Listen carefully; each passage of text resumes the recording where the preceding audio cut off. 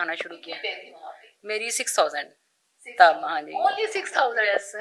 6000 से मैंने स्टार्ट लिया। बड़ी लड़ाई हुई, बड़े भाई से भी, अम्मी से भी, अब्बू से भी। मुझे पता लगा है थोड़े दिन आप काम करती रहेंगी, फिर भाई को बाद में बताया आपने। मैंने वही किया, मैंने पहले ज्वाइनिंग कर ली, तो फिर मैंने बाद में घर वालों को बताया। जब मैंने ड्राइविंग सीखनी थी तो मैंने भाई को कहा, मैंने कहा भाई मैं तो यहाँ पे जॉब करती हूँ, तो मुझे कंपनी ने गाड़ी भी दी हुई है, तो मुझे आप ड्राइविंग सिखा देना। तो बॉम्ब गिरा होगा। हाँ बिल्कुल, डेफिनेटली। आप देखें फिर बातें सुनने के लिए कितनी मिलती हैं, फिर वो रिश्तेदारों की बातें, लोगों की बातें, बड़ा वो सारी चीजें मैंने फेस की। कहानी सुनाइएगा ना, जब उन्होंने टारगेट बताया और आपने बगैर कुछ सोचे समझे कह दिया मैं कर लूंगी। जब मैं वहाँ ज्वाइनिंग के लिए गई तो उन्होंने मुझे कहा कि मिस हम आपको क्यों रखे ना, कि कोई फीमेल नहीं है इस टाइम पाकिस्तान में, कोई लड़की भी कोई बल्क सेल्स मैनेजर नहीं है, तो हम आपको क्यों रखें। मैंने कहा सर मैंने उसको ऐसे ही बगैर सोचे समझे, मैंने कहा सर जो आपका लड़का छोड़ के गया कितने, हाँ जी, मैंने कहा कितनी सेल करता है ना वो, मुझे कहते हैं जी वो इतनी सेल करता है। मैंने कहा सर अगर मेरी इतनी सेल ना हो इसी महीने में तो आप मुझे ना सैलरी भी ना दीजिएगा और मुझसे गाड़ी वापस ले लीजिए। तुरुप का पत्ता फेंका। हाँ जी।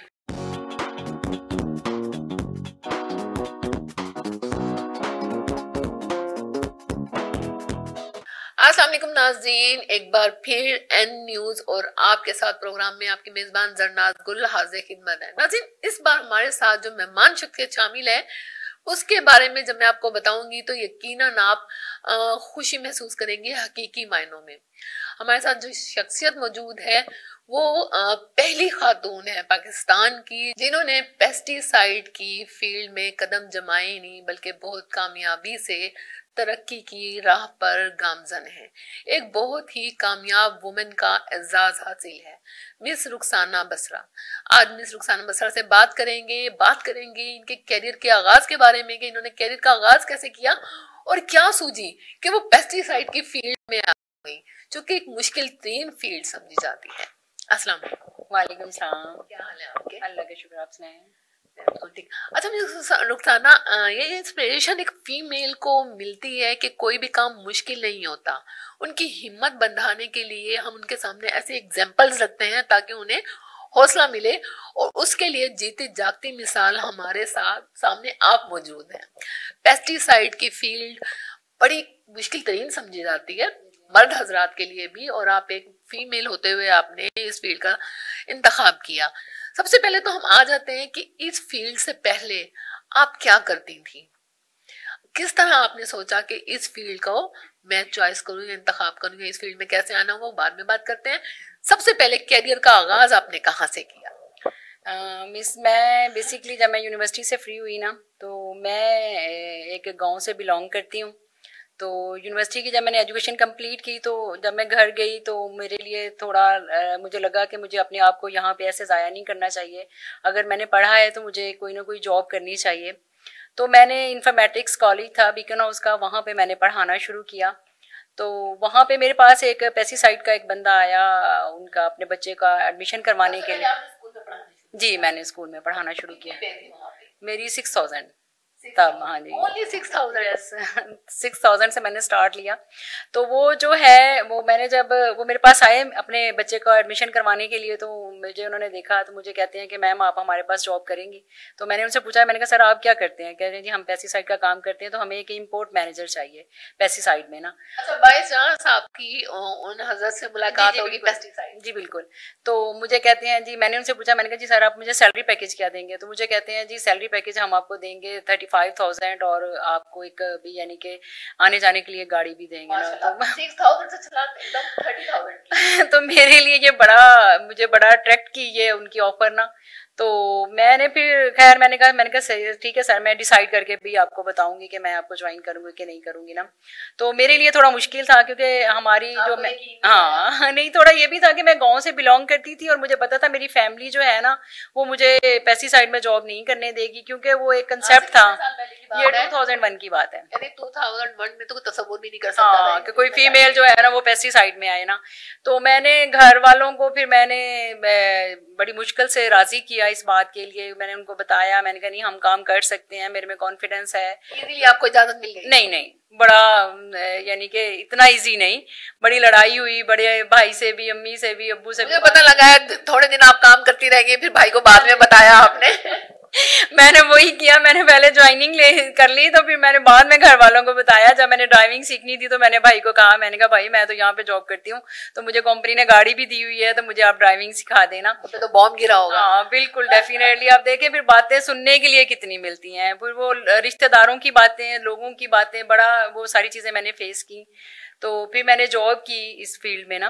जब आपने ये फैसला लिया पेस्टिसाइड में जाने का, और आप बता रही हैं आज से इतने साल पहले जब तसव्वुर भी नहीं किया जा सकता था कि एक फीमेल इस फील्ड में आए, तो जिन मसाइल का सामना था, लोगों ने मुखालफतें भी की होगी, लोगों ने रूट्स भी आपकी काटी होंगी, लोगों ने बड़ा बुरा भला भी कहा होगा, उस चीज को कैसे फेस किया? एक फीमेल जो है बड़ी जल्दी हथियार डाल देती है, उसके लिए थोड़ा सा बताइए। मिस मैं आपको एक बात बताऊं, हमारी फीमेल्स को जो सबसे ज्यादा इशू होता है ना, तो लोग उन पे कैरेक्टर पे बात करते हैं। आप यकीन करें जितनी भी फीमेल्स हैं, ये हमारे साथ ये बड़ी ट्रेजेडी है। हाँ जी बिल्कुल, कि जो भी फीमेल कोई आगे बढ़ने की कोशिश करती है ना, तो सबसे पहले उसके कैरेक्टर पे बातें की जाती हैं, और ये इंतहाई मैं कहती हूँ ना कि हमारे लिए ना बड़े अफसोस की बात है। हाँ जी, इखलाक से गिरी हुई बात। देखिए अगर आप मैं चाइना गई हूँ, मैं 2-3 कंट्रीज में भी गई हूँ, मेरी एग्जीबिशंस वगैरह थी चाइना में, मैं वहां गई, दुबई गई। आप यकीन करें चाइना में फेस किया होगा इस तरह की बातों को। डेफिनेटली, वही मैं बताती हूँ कि मैं बताने लगी हूँ कि वहां पे इतनी फीमेल्स काम करती हैं ना। हम अगर थोड़ा सा काम की तरफ आते हैं पाकिस्तान में, तो सबसे पहले ये होता है कि जो हम पे क्रिटिसाइज किया जाता है ना, वो यही कहते हैं कि बस ये औरत नहीं सही ना।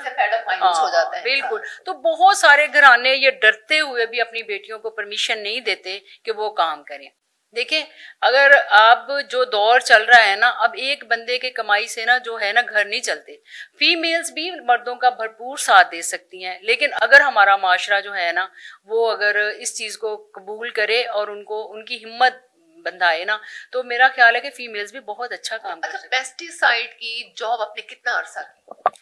मिस मैंने 2001 में ज्वाइन किया पेस्टिसाइड को, और 2001 के बाद मैं 2005 तक मैंने किया काम। 2005 के बाद मैंने फिर इस पेस्टिसाइड को खैरबाद कह दिया, क्योंकि मेरी बेटी की पैदा हुई ना, तो फिर मुझे थोड़े प्रॉब्लम्स। हाँ जी, तो फिर मैंने छोड़ दिया। फिर 2013 तक मैंने एक घर में ही जिंदगी गुजारी। वो जिंदगी कैसी थी? वो बिल्कुल ऐसे थी जैसे घर में, हाँ मैं बस घर में बच्चों को संभालती थी। 3 बेटियां फिर मेरी पैदा हुई उसी दौर में, और फिर आपने सिम वगैरह तोड़ के बड़े आराम से। मैंने जब ये फील्ड छोड़ी ना, आप यकीन करें कि मैंने बिल्कुल अपने कॉन्टेक्ट नंबर भी बंद कर दिया, ताकि मुझसे कोई बंदा राब्ता ही ना करे, ना मुझे कोई ऑफर करे। मैं बस घर में रहना चाह रही थी, इतना उकता गई थी बस मैं चाहती थी कि बस बच्चों को संभालूं, मेरी यही ड्यूटी है। लेकिन अल्लाह ताला को कुछ और मंजूर होता है। मेरे हस्बैंड ने कोई बिजनेस वगैरह किया, उसमें बहुत ज्यादा लॉसेस आए, तो हम लोग बहुत ज्यादा क्राइसिस में चले गए। इवन आप यकीन करें कि हम लोगों को ना एक टाइम का खाने के बाद दूसरे टाइम का सोचना पड़ता था, हाँ, कि हम लोग भी कैसे सरवाइव करेंगे। तब मैंने फिर अपने हस्बैंड से कहा, मैंने कहा मुझे काम करना चाहिए। तो फिर मेरे पास एक्सपीरियंस डेफिनेटली पेस्टिसाइड का था, तो मैंने फिर ये कहा कि मैं अब ज़ाहिर इसी में जाऊंगी दोबारा। मैंने वहीं से अपने बॉस से बात की, फिर मैंने रीज्वाइन भी वहीं से ही किया, दोबारा जॉब से शुरुआत। हाँ जी, मैंने जॉब से ही स्टार्ट लिया। ओनरशिप की तरफ आप कैसे आए? देखिए मिस, जब मैंने जॉब स्टार्ट की ना, तो हमारे प्रॉब्लम बहुत बड़े थे। हम लोगों पे जो कर्जा था वो बहुत ज्यादा था, तो सैलरी मेरी जो थी वो 50 कोई तकरीबन कोई 1 करोड़ के अबव था, और ये 2013 की बात है। और मेरे ख्याल में 10 मिलियन उस बंदे के लिए तो बहुत ज्यादा, जिसकी इनकम जस्ट 50,000 हो ना। तो मैं सोचती थी कि ये कर्जा कैसे उतरेगा ना। 50,000 में तो सिर्फ घर चलता था। मियाँ मेरा घर बैठा था, वो कुछ करता नहीं था, वो उसको परेशानियां इतनी थी, लोगों के लेने देने के इतने ज्यादा इश्यूज थे। तो मैंने एक बंदा पेस्टिसाइड का मिला, तो मैंने उससे पूछा, मैंने कहा सर ये जो अमीर लोग हैं, कंपनियों के मालिक हैं, ये किस तरीके से कंपनियों के मालिक आपने टोल लेनी शुरू कर दी। मैंने सोचा, मैंने कहा ये लोग इतना पैसा कैसे कमाते हैं। तो वो मुझे कहता है कि मिस जिस जगह पे आप जॉब करती हैं ना, इससे नहीं होगा, आपको मार्केटिंग में आना पड़ेगा, सेल में आना पड़ेगा। तो मैंने उसको कहा, मैंने कहा सर मुझे तो सेल का एक्सपीरियंस ही नहीं है। तो कहता नहीं, एक्सपीरियंस तो हो जाएगा, आप सेल में आएंगी तो आप अर्न कर सकेंगी, अदरवाइज मार्केटिंग के अलावा आप पैसा नहीं अर्न कर सकते। ले लिया। जी डेफिनेटली, मैंने फिर ये टफ डिसीजन लिया, मैंने एक जगह पे जॉब की, फिर मैंने अल्लाह का शुक्र है, अल्लाह ताला ने मुझे कामयाब भी किया। मैं फिर मार्केटिंग में आ गई, मैंने एज ए कंपनी ज्वाइन की, उसकी एज ए मैं बल्क सेल्स मैनेजर आई, वहां से मेरा स्टार्ट था। वो कहानी सुनाइएगा ना, जब उन्होंने टारगेट बताया और आपने बगैर कुछ सोचे समझे कह दिया मैं कर लूंगी। जब मैं वहाँ ज्वाइनिंग के लिए गई तो उन्होंने मुझे कहा कि मिस हम आपको क्यों रखे ना, कि कोई फीमेल नहीं है इस टाइम पाकिस्तान में, कोई लड़की भी कोई बल्क सेल्स मैनेजर नहीं है, तो हम आपको क्यों रखें। मैंने कहा सर मैंने उसको ऐसे ही बगैर सोचे समझे, मैंने कहा सर जो आपका लड़का छोड़ के गया कितने, हाँ जी, मैंने कहा कितनी सेल करता है ना वो, मुझे कहते हैं जी वो इतनी सेल करता है। मैंने कहा सर अगर मेरी इतनी सेल ना हो इसी महीने में तो आप मुझे ना सैलरी भी ना दीजिएगा और मुझसे गाड़ी वापस ले लीजिए। तुरुप का पत्ता फेंका। हाँ जी, और अल्लाह फिर मैंने खैर दिन रात मेहनत भी बहुत की। आप यकीन करें मैंने एक महीने में पूरे पाकिस्तान की कोई कंपनी छोड़ी ही नहीं जिसके पास मैं गई नहीं, और मैंने इतने टूर्स किए, मैंने इतने लोगों से मैं मिली, और जब महीने का एंड हुआ ना तो सर मेरे उठ के खड़े हो गए, उन्होंने मुझे इतना अप्रिशिएट किया ना, और मुझे खुद भी यकीन नहीं आ रहा था मैंने किया क्या है।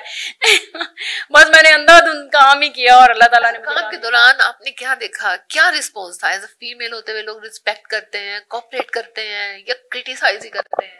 मिस एक बात याद रखिएगा कि अगर क्रिटिसाइज ही हो ना तो दुनिया में कोई बंदा कामयाब ना हो। दुनिया कायम ही इसलिए है कि कुछ अच्छे लोग भी हैं, कुछ बुरे लोग भी हैं। हाँ, लोगों ने कोऑपरेट भी किया मुझे। देखें अगर ये लोग मेरे, बिल्कुल अगर ये लोग ना करते ना तो मैं आज इस मकाम पे ना होती। ये पेस्टिसाइड के लोगों ने मुझे बड़ी इज्जत दी, मैं ऐसे कहूँ।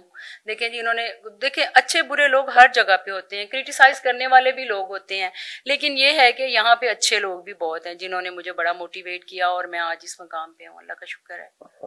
थोड़ी सी बात अभी हमने आपकी शख्सियत से रिलेटेड की, अब आपकी शोबे से रिलेटेड करते हैं। पेस्टिसाइड के हवाले से काफी मुश्किल फील्ड है, कभी बड़ा अरूज था इस फील्ड को, अब काफी तनज़्ज़ुली का शिकार नजर आती है। इसके हवाले से क्या कहेंगे, क्या हकाइक क्या है, फैक्ट्स क्या है, पस मंजर क्या है, क्यों ये दिन ब दिन नीचे गिरती जा रही है? मिस आपको पता है कि हमारा एक ज़राई मुल्क है और पेस्टिसाइड पे कभी यानी कि ये नहीं हो सकता कि पेस्टिसाइड ख़त्म हो जाए ना, लेकिन यहाँ की जो हुकूमत की पॉलिसीज़ हैं वो भी होती हैं, कोई डॉलर्स का जो अप्स एंड डाउन्स होते हैं वो बड़े होते हैं हमारे यहाँ पे। फिर अब ये देखें कि अब जो इन दिनों में जो अब जो मसला चल रहा है, क्योंकि आपके सामने गंदम की काश्त थी तो अब रेट जो हैं फर्टिलाइज़र के वो बहुत ज़्यादा ऊपर चले गए।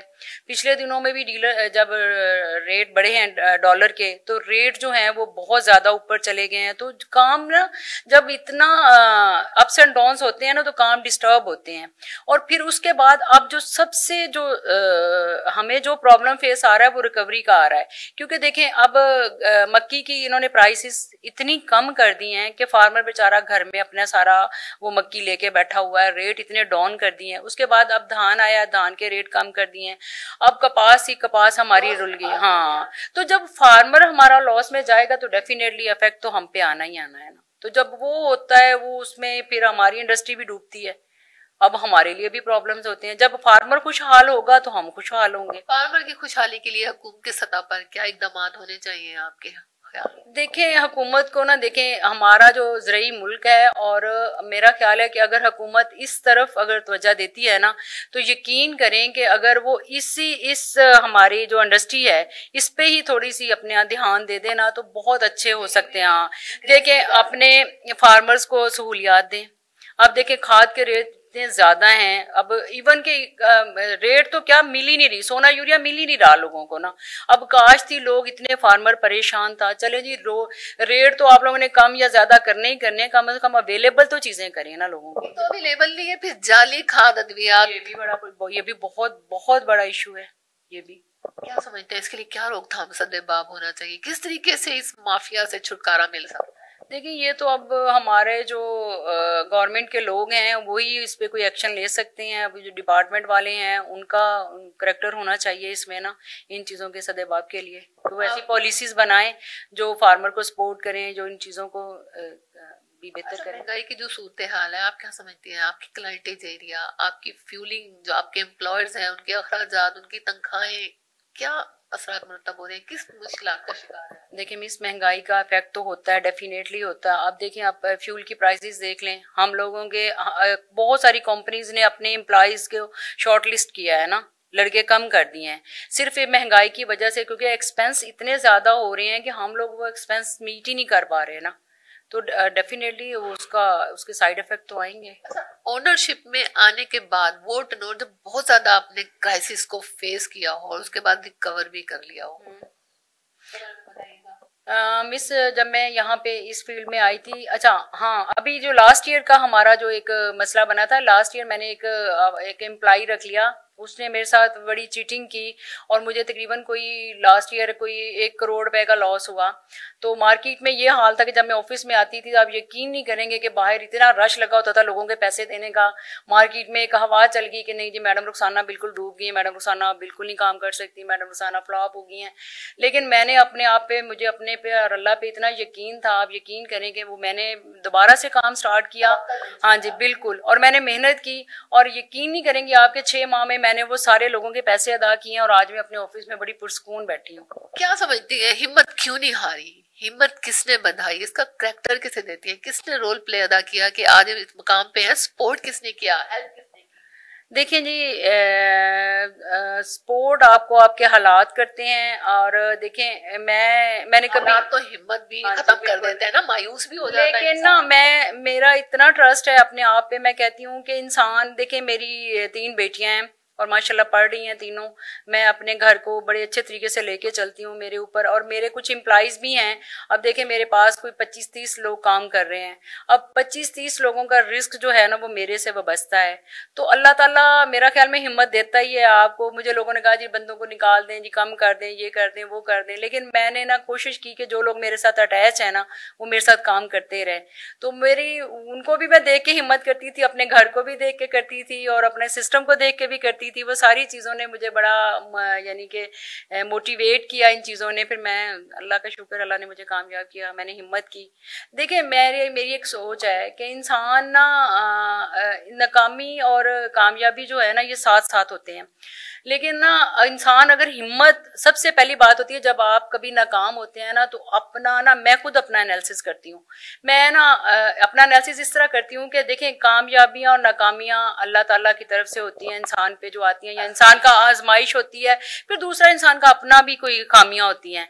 लेकिन ना एक चीज मैंने देखी है कि इंसान को हिम्मत नहीं हारनी चाहिए। इंसान को अपने आप को खुद मोटिवेट करना चाहिए कि नहीं मैं कर सकता हूँ, अगर मैंने पहले किया है तो मैं अब भी कर सकता हूँ।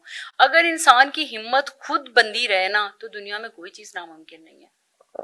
मिस रुखसाना, माशाल्लाह से आप काफी कामयाब बिजनेस वुमेन में शामिल होती हैं। तो अब वुमेन के लिए, फीमेल्स के लिए, गर्ल्स के लिए, उनकी हिम्मत बढ़ाने के लिए, उनकी हौसला अफजाई के लिए आपकी तरफ से कोई मैसेज के, इतने मसाइल के होने के बावजूद, इतनी मुखालफत के बावजूद आप अपने फैसले पर कायम रही और आज इस सीट पर बैठे? मिस मैं तो बस यही कहूंगी फीमेल्स को कि देखें काम जो है ना वो मर्द करे या औरत करे, काम जो है ना करने में कोई आर नहीं है। देखें हजरत खतीजा अलैहिस्सलाम, हम तो उनके पाँव की खाक हैं, तो वो भी बिजनेस करती थी, अगर देखा जाए तो तजारत करती थी ना। तो फीमेल काम कर सकती हैं, ये कभी ना सोचें कि फीमेल काम नहीं कर सकती। अगर वो फीमेल ना कर सकती तो इस्लाम हमें आज से कितने 100 साल पहले की बात है, तो तब भी वो हजरत बीबी खतीजा जो थी वो काम करती थी। तो औरतें काम कर सकती हैं। अगर आप देखें एक गुमनामी की जिंदगी, एक प्रॉब्लम की जिंदगी गुजारने से बेहतर है कि इंसान में इतने गट्स होने चाहिए कि इंसान अगर काम कर सकता है तो उसको करना चाहिए। लोग जो है ना, लोगों की बातों को नहीं देखना चाहिए। वो बात है कि अगर हर जो पत्थर आप पे फेंके जाते हैं, अगर उनको मुड़ मुड़ के देखोगे ना तो आप कामयाबी की तरफ नहीं जा सकोगे। और मेरा तो इस बात पे इतना स्ट्रॉन्ग बिलीव है कि वो मेरे एक सर थे, मैं बड़ी परेशान हुई जब लोग मुझ पे क्रिटिसाइज करते थे, तो मैं एक दिन बड़ी परेशान होकर बैठी थी, तो मेरे सर ने कहा था कि रुखसाना जब लोग आपके बारे में बातें करने लग जाए ना तो समझो आप कामयाब हो गए हो। नाकाम लोगों के बारे में लोग बातें नहीं करते, हमेशा कामयाब लोगों के बारे में लोग बातें करते हैं। अच्छा मिस रुखसाना, थोड़ी सी बात करते हैं एग्रीकल्चर के हवाले से। एग्रीकल्चर के हवाले से क्या समझती हैं, ज़राअत को फरोग देने के लिए क्या इकदाम हो सकते हैं, उसमें आपकी क्या ख्यालात हैं, उसका थोड़ा सा बताइए। देखिए जी, ज़राअत में तो हम लोगों को सबसे पहली बात तो ये है कि जो हमारा फार्मर है ना, उसको अवेयरनेस होनी चाहिए चीज़ों की ना, जो मैं समझती हूँ, क्योंकि बहुत सारे मोस्टली लोगों को पता ही नहीं होता कि कौन सी चीज़ यूज़ करनी है, कौन सी नई चीज़ यूज़ करनी। और हम लोग भी कोशिश कर रहे हैं कि हम न्यू केमिस्ट्री पे काम करें, अच्छे प्रोडक्ट लाएं, साथ फर्टिलाइज़र हम अच्छे यानी कि यूज़ करवाएं।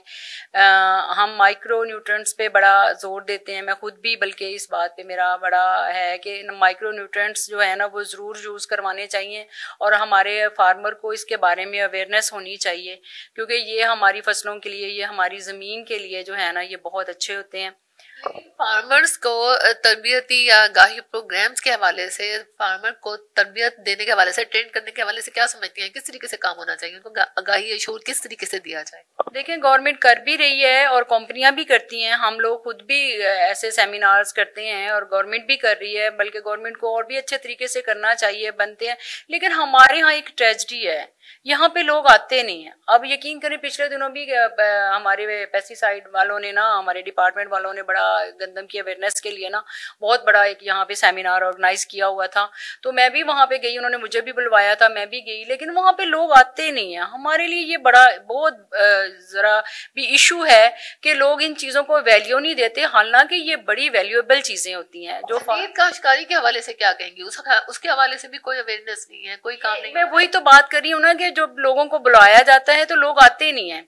हालांकि ये अब गवर्नमेंट भी कोशिशें कर रही है, हम लोग भी कोशिशें कर रहे हैं, हमारी जो कंपनीज हैं ये मुख्तलिफ सेमिनार्स हम लोग करवाते हैं, फार्मर्स को इकट्ठा करते हैं, बल्कि इवन हम जो अपने लड़के रखते हैं, हमारे पास एग्रेरियन लड़के होते हैं, वो जा जाके वहाँ पे फार्मर्स को इकट्ठा करके उनको यानी कि वो एक तरबीती प्रोग्राम बनाते हैं, वहाँ पे जाके उनको एक तो प्रोडक्ट के बारे में बताते हैं, फिर जदीद मशीनरियों के बारे में बताते हैं। अच्छा मिस रुखसाना, एक चीज और, ज़राअत के हवाले से जो मेन इशू चला आ रहा है, फार्मर जो है आज का बहुत परेशान है।